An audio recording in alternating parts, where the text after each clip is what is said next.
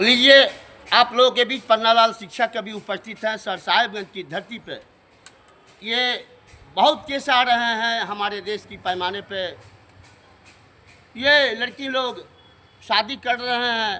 अरे गर्लफ्रेंड है तो शादी क्यों कर रहा है? माता पिता को कहो कि मेरा गर्लफ्रेंड है, मैं गर्लफ्रेंड शादी करूंगा, और शादी कर करके और पति को हत्या कर दे रही है। समझ में नहीं आ रहा है।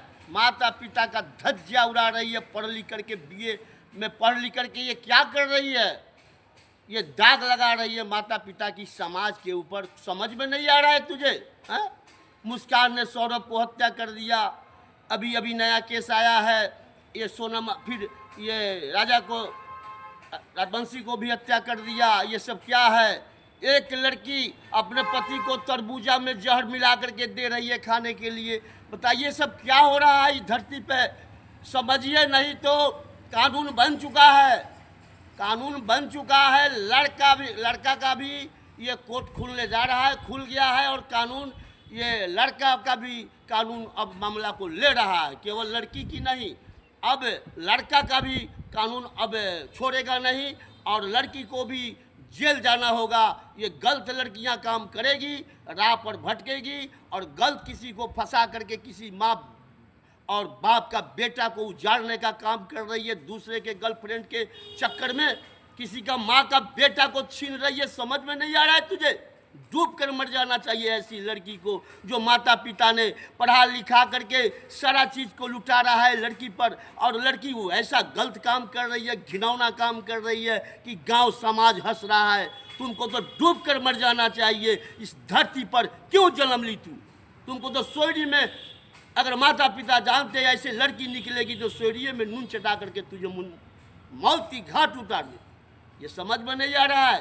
केस पर केस आ रहा है, कोई समझ में नहीं आ रहा। अरे गर्लफ्रेंड रखी है तो शादी क्यों कर रही है? कहो माता पिता को मैं किसी को ढूंढ लिया हूँ माँ, हम शादी उससे करेंगे। फिर वो रख रही है, उसे हत्या करा दे रही है। किसी माँ का बेटे को हत्या करा करके पाप की भागी बन रही हो, नहीं समझ में आ रहा है। जाओगी तो क्या जवाब दोगी? क्या जवाब दोगी? जरा बताओ हमें, क्या जवाब दोगी? मरने के बाद ये कितना घिनौना काम किया, किसी का घर को उजाड़ दिया। आज उसके माता पिता रो रहे हैं, रोते रोते दम को तोड़ रहे हैं। तुझे समझ में नहीं आ रहा है। ये चीज़ को गलत राह पर मत चलो, नहीं तो अब लोग बख्शेंगे नहीं। और लड़का शादी के लिए कतर रहा है, शादी करना नहीं चाह रहा है कि मैं शादी करूंगा।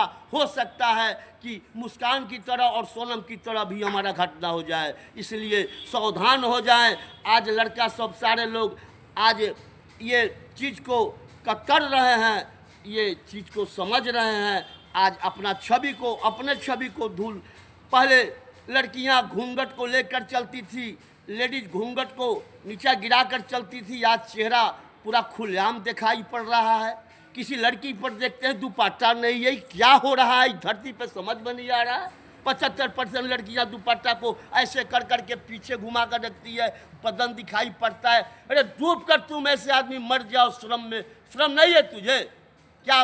ये सब चीज़ को होना चाहिए। पन्नालाल हकीकत बोलता है। अगर ऐसी लड़की कोई गलत राह पर कदम अगर उठाएगी तो उसको छोड़ा नहीं जाएगा। ये कानून के हवाले जाना होगा। और लड़का लोग हमारे देश में जितने लड़के हैं बर्दाश्त नहीं करने जा रहे हैं, और आपको जेल भेजने का काम करेंगे। गलत लड़की राह पर चलेगी और किसी लड़का को फंसाने की काम करेगी, किसी माता पिता की घर को उजाड़ने की काम करेगी। अरे डूब कर मर जाओ। अरे शादी तो होना ही है। जब समय आ जाएगा, जब संबंध की मामला हो जाएगा विधि का विधान, तो शादी उस समय हो जाना है। फिर बेचैन क्यों है? ये चीज़ को समझो। ये पन्नालाल क्या कर रहा है? कभी भगवान ऐसे लड़की गलत काम करने वाले पर ये भगवान माफ़ नहीं करेंगे। उसके देह में कोरी फूट जाएगा। जैसे सोनम हत्या करवाया है, फांसी तो होना ही है। मुस्कान को, सोनम को ये फांसी होना चाहिए। ये कानून बताता है। ये सबको फांसी होना चाहिए। ये कानून बता रहा है कि ऐसे लड़कियों को फांसी की तख्ते पर चढ़ा देना चाहिए। जय हिंद। पन्नालाल शिक्षा कवि। जय हिंद, जय भारत, जय बिहार।